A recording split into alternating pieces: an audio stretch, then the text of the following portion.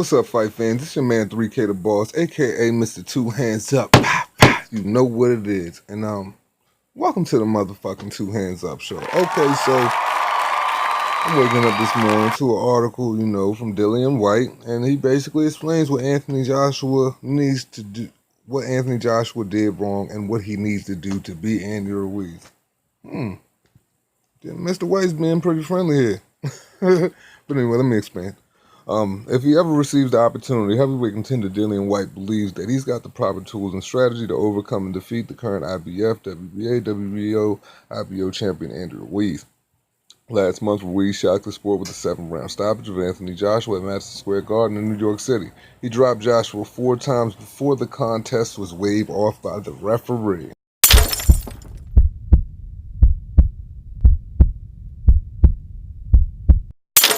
Okay, continuing on.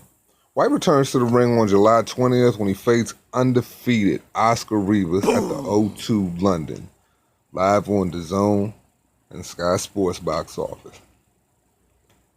Whyte attached Joshua Ruiz and a lot of interest and found the necessary gaps he could exploit.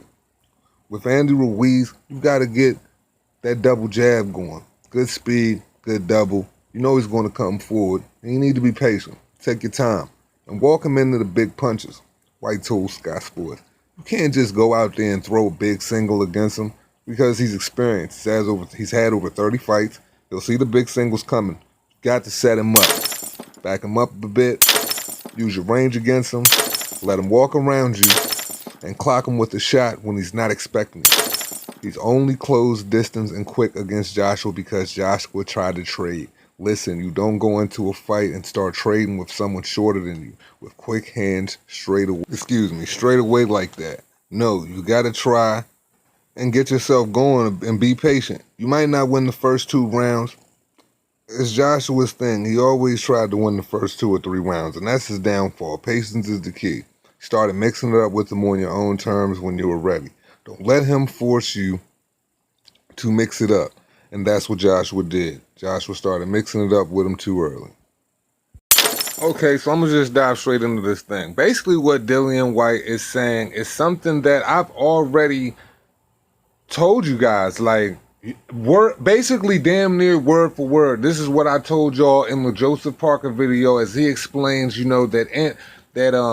basically, when I showed you guys in the Joseph Parker match, when I broke down the elements on the keys to success for Anthony Joshua to beat Andy Ruiz, and I told everybody it was only one way. Now, certain people have their opinion that you should do this or you can't do that, and they don't believe that Joseph Parker had the necessary tools, but it's all there. It's only one way you can fight him. When you have a short guy like that, who's pudgy, who pretty much shuffle-footed, who only, can close, who can only use the surrounding environment of the ring to close the distance or allow yourself to trap yourself dealing with him and close the distance for him, that's the only way he can get his shots off. So the only thing you can really do is stay lateral, pop that jab, keep it out there in his face, annoy him with it. And like Dillian Whyte said, you cannot seek exchanging on the inside with a fast hand, short, fast hand fighter.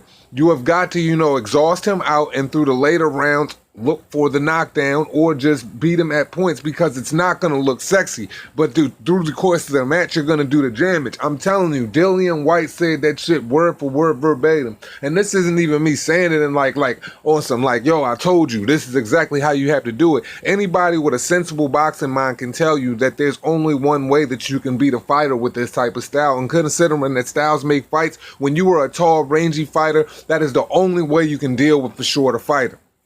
And if he gets in too close, you have to fucking wrap him up and reset. That's the only way you can do it. Dillian Whyte actually has a high IQ when it comes to boxing. And, footwork, you know what I'm saying? And might not be Dillian Whyte's main thing, but I just think that might be, considering the style of fighters that he's fought, he doesn't necessarily have to move it, but depending on his opponent, if it is a guy like this, you would have to exercise, circling around, lateral movement, doubling up on the jab, following up, whether it's the left or the right hand, chewing up the body, staying on the outside, tying him up when he gets on the inside, frustrate him all night, keep him shuffling forward, but not being able to execute with punch output, because being a shorter hand fighter, if he shoots his load, it's going to tire him very fast, and we all know that fatigue makes a coward out of us all. So when you keep these things in mind, man, I'm not going to spend a lot of time on this article. Dillian Whyte is 100. I can't do anything but agree with him because I said the exact same shit. So basically what I'm saying is I'm going to throw the link up to my other video, the Joseph Parker video on Anthony Joshua when it comes to the keys to beat Andy Ruiz. And I'm going to put that in the link if y'all haven't seen it. And y'all can just go to that and just see what I said. And I did an analysis of the video and an analysis of the video. I broke it down for you guys and everything.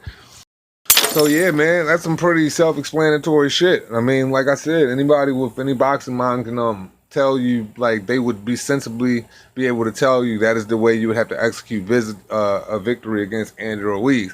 So that's all I got for you guys today. I'm gonna put the Joseph Parker Anthony Joshua video in the link in the description. As we always say when we close this joint out, it costs you nothing to pay a nigga no mind. This is your fearless leader, 3K the boss, aka Mr. 2, hands up, 5-5. You know what it is. I hope everybody enjoyed your holidays, if you are the type to enjoy holidays. And if not, fuck it. I just hope you enjoyed your weekend. You know what I'm saying? And as always, respect.